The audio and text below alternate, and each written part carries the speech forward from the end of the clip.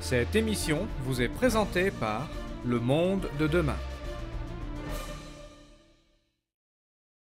Il s'agit d'un des personnages les plus ignobles dans la prophétie, celui que l'on appelle l'Antéchrist.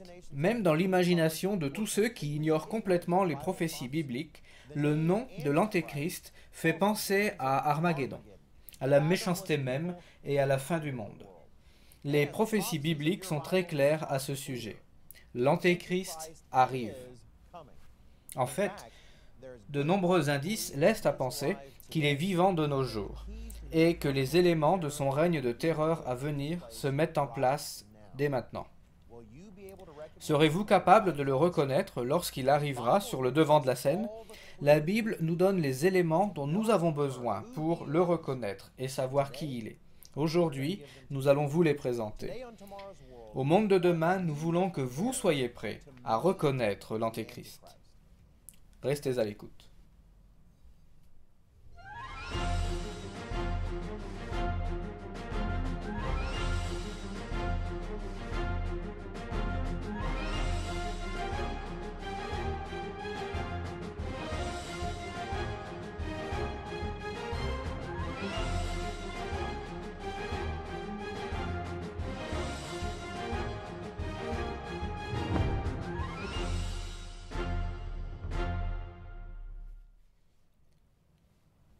Bonjour et bienvenue au monde de demain. Quels points communs ont le président Barack Obama, l'ancien président Ronald Reagan, le leader de l'OLP Yasser Arafat et Bill Gates, le fondateur de Microsoft? À un moment de leur vie, chacun d'entre eux a été soupçonné d'être l'Antéchrist.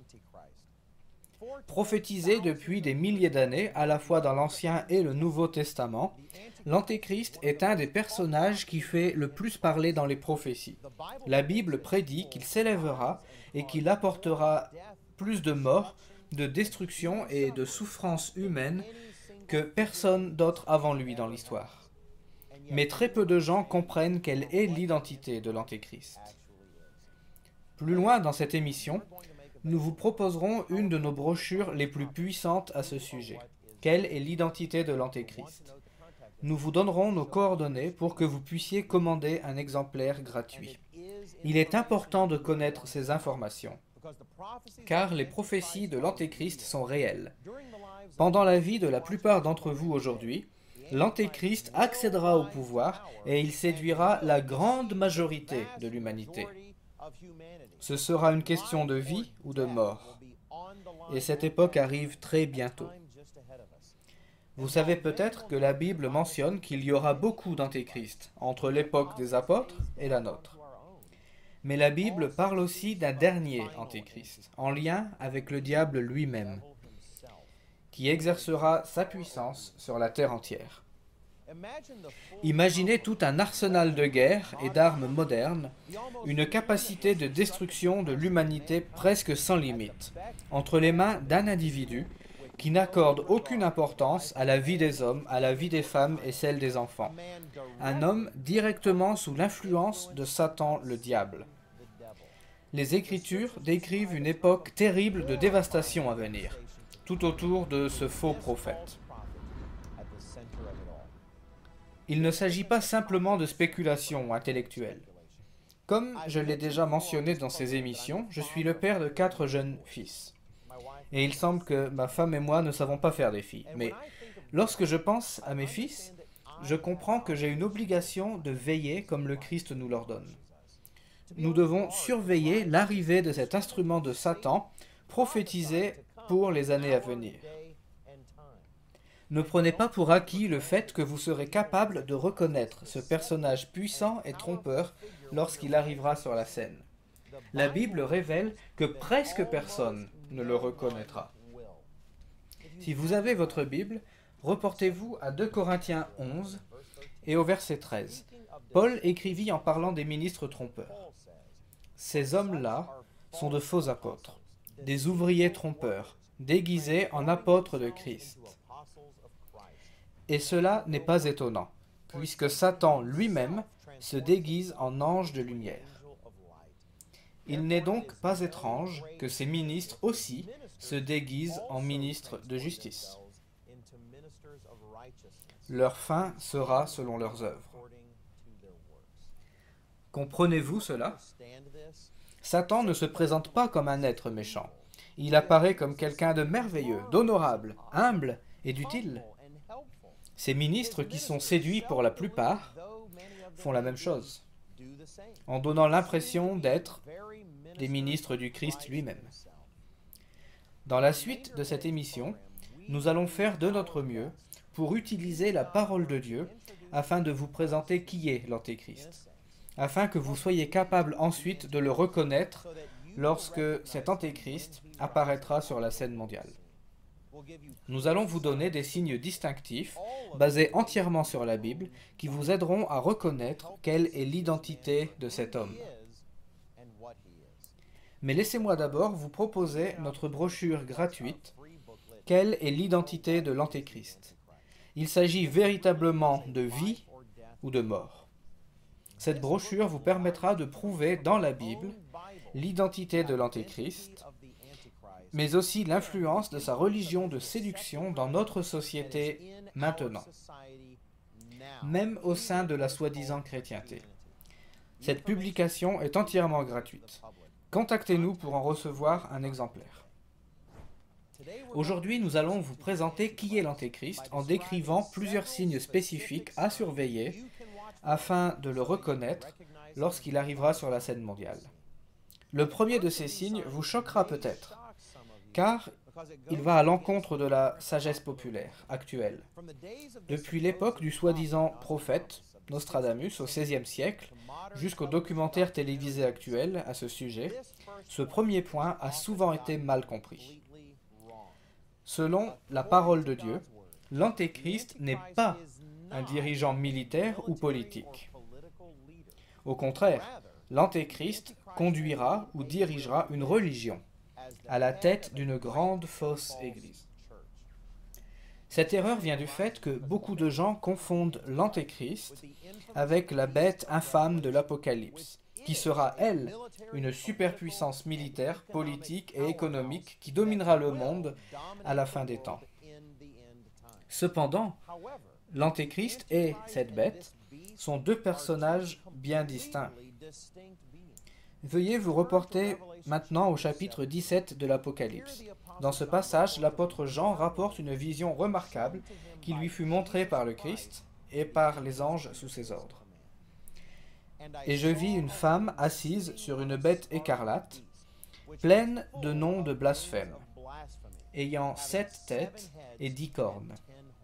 Cette femme était vêtue de pourpre et d'écarlate, et parée d'or, de pierres précieuses et de perles. Elle tenait dans sa main une coupe d'or remplie d'abominations et des impuretés de sa prostitution.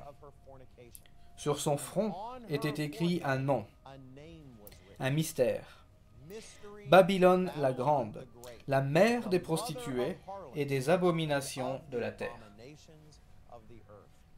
La Bible utilise des femmes de façon consistante pour symboliser les systèmes religieux dans la prophétie. La fornication, l'adultère et la prostitution sont des symboles de l'adoration païenne, ainsi que des compromis avec les pratiques païennes. L'image de la prostituée qui chevauche la bête est très claire. La bête représente elle-même la grande puissance militaire, économique et politique qui arrivera bientôt sur la scène, ainsi que son dirigeant, le dirigeant de ce système. Cependant, la bête est chevauchée par une prostituée qui représente un faux système religieux, ainsi que le dirigeant de ce système, qui cherchera à exploiter la puissance politique et militaire pour mener à bien ses projets. La tête de ce faux système religieux est l'Antéchrist. Ailleurs dans l'Apocalypse, cet individu est appelé le faux prophète. Et encore une fois, il n'est pas désigné comme un dirigeant militaire ou politique, mais comme un puissant dirigeant religieux. L'Antéchrist, ce sera un dirigeant religieux, pas un dirigeant politique. Mais quelle sorte de dirigeant religieux sera-t-il? Les Écritures nous disent que l'Antéchrist essaiera de prendre l'apparence du Christ lui-même, et qu'il viendra au nom de Jésus-Christ. Dans la prophétie puissante donnée sur le mont des Oliviers dans la région de Jérusalem et rapportée pour nous dans Matthieu 24, Jésus-Christ nous avertit que beaucoup de gens pratiqueront la séduction religieuse et qu'ils viendront au nom du Christ. L'Antéchrist sera le point culminant de cette séduction à la fin des temps. Même s'il aura un semblant d'apparence du Christ. Dans Apocalypse 13, à partir du verset 11, la Bible parle d'une autre bête qui monte de la terre et qui symbolise le faux prophète. Puis je vis monter de la terre une autre bête, qui avait 2 cornes semblables à celles d'un agneau, et qui parlait comme un dragon. Notez que cette bête, c'est-à-dire l'Antéchrist à venir, ressemble à un agneau, mais il parle comme un dragon. Les Écritures utilisent constamment l'agneau comme un symbole pour Jésus-Christ, mais le dragon comme un symbole pour Satan le diable. Il est important de bien comprendre ce qui est dit ici. Ce personnage à venir ressemblera à un dirigeant chrétien. Il semblera agréable, compatissant, désintéressé et prenant soin des autres, comme s'il était un représentant de Jésus-Christ. Mais ce qu'il enseignera et ce qu'il imposera ne seront pas des doctrines bibliques, car il parlera comme un dragon et il enseignera un christianisme de contrefaçon de Satan. Nous verrons quelques enseignements clés de l'Antéchrist plus loin dans cette émission. Et un autre signe de l'Antéchrist est qu'il sera finalement capable de faire de grands miracles et de grands prodiges qui émerveilleront et séduiront beaucoup de gens. Lisons encore dans Apocalypse 13, après que l'Antéchrist a été décrit comme un agneau, parlant comme un dragon. À partir du verset 13, nous lisons « L'Antéchrist opérait de grands prodiges, jusqu'à faire descendre du feu du ciel à la vue des hommes. Et elle séduisait les habitants de la terre par les prodiges qu'il lui était donné d'opérer, en présence de la bête. Cet individu aura la capacité de faire descendre du feu du ciel, un peu comme le prophète Élie dans l'Ancien Testament. Ce sera vraiment spectaculaire. Dans 2 Thessaloniciens, l'apôtre Paul décrit également ce faux prophète à venir, en donnant des détails au chapitre 2. L'apparition de cet impie se fera par la puissance de Satan, avec toutes sortes de miracles, de signes et de prodiges mensongers. Surveillez cela, car cet homme arrivera probablement sur la scène mondiale en accomplissant ces miracles et ces signes mensongers pendant votre vie. Avant de poursuivre, laissez-moi vous rappeler la brochure gratuite que nous vous proposons aujourd'hui. Quelle est l'identité de l'Antéchrist? Je vous préviens à l'avance, cet ouvrage n'est pas politiquement correct. Nous ne prenons pas de gants et nous appelons un chat un chat. Comme toutes nos publications, cette brochure est gratuite. Contactez-nous simplement pour en recevoir un exemplaire. Continuons maintenant. Comme nous l'avons vu plus tôt dans cette émission, les enseignements religieux de l'Antéchrist ne seront pas les enseignements de Jésus-Christ. Il ressemblera à un agneau comme le Christ, mais il enseignera les doctrines de Satan le dragon, qui sont des perversions subtiles de la vérité. Nos 2 prochains points parleront de cet aspect. La 4e caractéristique de l'Antéchrist, que nous allons voir aujourd'hui, est qu'il reniera le fait que le Christ vient dans la chair. C'est un point essentiel et il est facile de passer à côté. Cette doctrine clé de l'Antéchrist est décrite dans 2 Jean au verset 7. Nous citons ici la version Darby, car plusieurs séducteurs sont sortis dans le monde, ceux qui ne confessent pas Jésus-Christ venant en chair. Celui-là est le séducteur et l'Antéchrist. La plupart des gens pensent que Jean parlait seulement des hérétiques qui ne croyaient pas que Jésus avait vraiment vécu dans la chair, comme vous et moi. Et même s'il incluait assurément de tels enseignements, dans sa condamnation. Cependant, Jean ne dit pas que la doctrine de l'Antéchrist est que le Christ n'est pas venu dans la chair dans le passé. Il dit que le séducteur n'enseignera pas Jésus-Christ venant en chair. Jésus-Christ venant en chair. En utilisant le temps présent, le Christ continuant à venir dans la chair. Qu'est-ce que cela signifie? Les Écritures révèlent que Jésus-Christ est non seulement mort pour nos péchés, mais qu'en plus, il vit maintenant dans tous ceux qui ont reçu l'Esprit de Dieu. Il vit chez eux la même vie qu'il a vécue il y a 2000 ans, en luttant contre le péché, en gardant les commandements de Dieu et en aidant les chrétiens à croître dans le caractère divin. Considérez cette formidable vérité dans Galates 2 au verset 20. « J'ai été crucifié avec Christ, et si je vis, ce n'est plus moi qui vis. C'est Christ qui vit en moi. Si je vis maintenant dans la chair, je vis dans la foi au Fils de Dieu, qui m'a aimé et qui s'est livré lui-même pour moi. » C'est pourquoi Paul écrivit dans le livre aux Romains que nous sommes réconciliés par sa mort, mais que nous sommes sauvés par sa vie. Contrairement à l'idée souvent enseignée que le Christ a tout fait lors de sa crucifixion, le Christ vit sa vie quotidiennement dans les chrétiens convertis, en les aidant à croître et à vaincre le péché maintenant, dans cette vie. Maintenant, dans cette vie.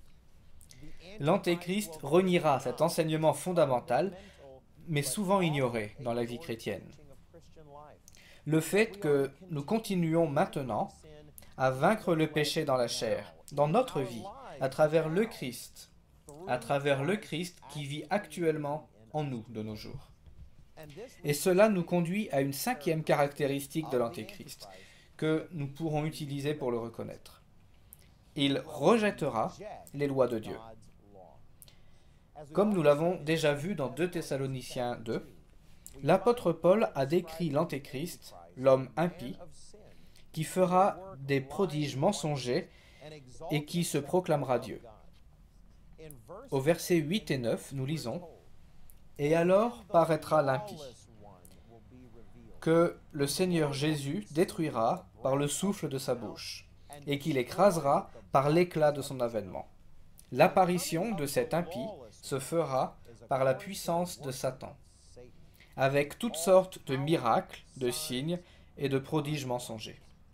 L'Antéchrist enseignera une doctrine impie, ou contraire à la loi. Mais que veut vraiment dire Dieu en le qualifiant d'homme impie? Nous trouvons plus de détails dans le livre de Daniel. Le livre de Daniel est remarquable pour donner une vue d'ensemble historique et une vision prophétique. Nous voyons dans Daniel, au chapitre 7 et au verset 25, « Il prononcera des paroles contre le Très-Haut. Il opprimera les saints du Très-Haut, et il espérera changer les temps et la loi. Il changera la loi de Dieu, pour la remplacer par d'autres lois et par des traditions. » Lorsque Dieu qualifie une personne d'impie, il ne parle pas des lois des hommes, comme le code de la route, les taxes, les lois d'urbanisme et tout le reste. Non, Dieu parle d'une personne qui renie ses lois. Ce sont les lois qui sont importantes vraiment pour Dieu. Et l'Antéchrist à venir rejettera les lois de Dieu. Il enseignera que les commandements de Dieu ne sont pas importants, qu'ils ne sont pas nécessaires, et il les remplacera par les lois et par les règles de sa religion. Cet homme impie à venir, l'Antéchrist, prétendra détenir une autorité que seul Dieu détient, en essayant de changer la loi même de Dieu. Et de ce point de vue, franchement, beaucoup d'entre vous ont déjà commencé à être affectés aujourd'hui par ces faux enseignements. Nous allons encore voir d'ici à la fin de cette émission 2 caractéristiques essentielles du dernier Antéchrist à venir. Mais avant cela, je voudrais vous offrir à nouveau notre brochure gratuite quelle est l'identité de l'Antéchrist. Voici quelques titres de chapitres dans cette brochure. Comment des millions de gens ont été séduits. La prostituée d'Apocalypse 17. Une église qui persécute. Plusieurs antéchrists. Ce que vous devriez faire. Certaines personnes ou organisations ne veulent pas que vous ayez cette brochure en main, mais le choix vous appartient. Voici les informations nécessaires pour demander votre exemplaire gratuit. Pour recevoir l'offre gratuite proposée dans cette émission ou pour obtenir des informations supplémentaires, veuillez consulter notre site internet mondedemain.org. Vous pouvez aussi envoyer un courrier à l'adresse affichée à l'écran ou bien à l'un de nos bureaux régionaux dont vous trouverez la liste sur notre site internet.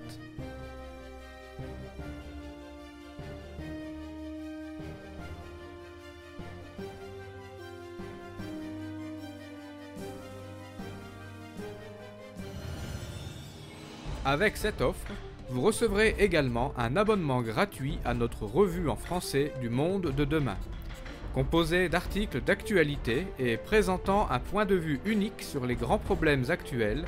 La revue du Monde de demain vous informe sur les grandes tendances mondiales, sur les prophéties bibliques et sur le but même de la vie. mondedemain.org. Continuons à présent. Nous devons encore voir deux caractéristiques que vous devez connaître à propos du dernier Antéchrist à venir. Et le prochain point est très sérieux. L'Antéchrist persécutera les véritables chrétiens. Nous avons vu cela un peu plus haut dans Daniel 7, 25, lorsque nous avons lu que l'Antéchrist opprimera les saints du Très-Haut. Pensez aux images que nous avons tous vues des camps de concentration et des horreurs de la Deuxième Guerre mondiale, pendant laquelle des millions de Juifs ont été assassinés. Imaginez à présent une telle machinerie tournée contre une nouvelle minorité, ces chrétiens que Jésus appelle son petit troupeau. Ces chrétiens qui rejettent l'absence de loi, qui croient aux commandements de Dieu et qui les observent. Reportez-vous à Apocalypse 12, où nous est décrite la fureur de Satan dans les derniers jours. Nous lisons au verset 17 que le dragon fut irrité contre la femme et il s'en alla faire la guerre au reste de sa postérité, à ceux qui gardent les commandements de Dieu et qui retiennent le témoignage de Jésus. Apocalypse 13, verset 7, parle de la puissance militaire de la bête qui se tournera contre les vrais chrétiens. Et le verset 15 explique cela très clairement. Et il, c'est-à-dire l'Antéchrist, il lui fut donné d'animer l'image de la bête, afin que l'image de la bête parle, et qu'elle fasse que tous ceux qui n'adoraient pas l'image de la bête soient tués. Ce sera une sorte d'inquisition moderne à une échelle sans précédent sur la Terre. Mais avez-vous noté, ici, au verset 15, que l'Antéchrist ne tuera pas lui-même les véritables chrétiens, mais plutôt il fera en sorte qu'ils soient tués. Et cela nous amène à la dernière caractéristique dont nous allons parler aujourd'hui. L'Antéchrist dirigera le monde vers une résurgence de l'Empire romain, une puissance politique et militaire possédant une force encore jamais vue dans le monde. Il s'agit bien de la bête de l'Apocalypse que nous avons évoquée un peu plus tôt. Ce sera une alliance profane entre une église et un État. L'Antéchrist, c'est-à-dire le faux prophète, utilisera la puissance politique et militaire de la bête pour tuer les véritables chrétiens qui observent les commandements. De la même manière que la puissance de Rome fut utilisée jadis pour tuer Jésus-Christ. Souvenez-vous que la femme chevauche la bête. Bien que l'Antéchrist utilisera son influence religieuse, sa capacité à faire des miracles et sa grande fausse église pour aider à unifier la résurgence de l'Empire romain de la bête, il chevauchera aussi la puissance de la bête, en utilisant sa force militaire comme une arme contre ceux qui restent fidèles à leur appel, dans le vrai Jésus-Christ et dans l'observance des lois et l'observance des commandements de leur Père céleste. Bien que cette prophétie annonce que cet individu aura la voie libre pendant cette époque de terreur dans le monde, elle annonce aussi sa chute lors du retour de Jésus-Christ. En parlant de ce faux prophète à venir, l'apôtre Paul prophétisa dans 2 Thessaloniciens 2 et au verset 8. « Et alors paraîtra l'impie, que le Seigneur Jésus détruira par le souffle de sa bouche, et qu'il écrasera par l'éclat de son avènement. » Les apôtres Jean et Paul nous avertissent que la puissance de la fausse religion de l'Antéchrist est déjà à l'œuvre de nos jours. Cependant, ceux qui sont capables de reconnaître l'identité de l'Antéchrist et ceux qui restent fidèles au vrai Jésus-Christ, pas à un Messie de contrefaçon, hériteront toutes choses au retour du Christ et au début du royaume de Dieu dans le monde de demain. Que Dieu hâte ce jour pour nous tous. J'espère que vous demanderez l'offre gratuite de cette semaine et j'espère que vous continuerez à suivre les émissions du Monde de demain la semaine prochaine ou sur Internet. Richard Ames, Gerald Weston et moi continuerons de partager avec vous les enseignements de Jésus-Christ, l'espoir du royaume de Dieu à venir et les prophéties passionnantes de la fin des temps et leur signification. Je vous dis à bientôt, même endroit, même heure.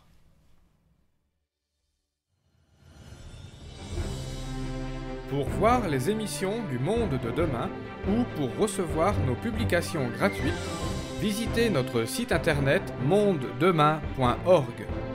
Retrouvez-nous également sur Facebook et sur Twitter.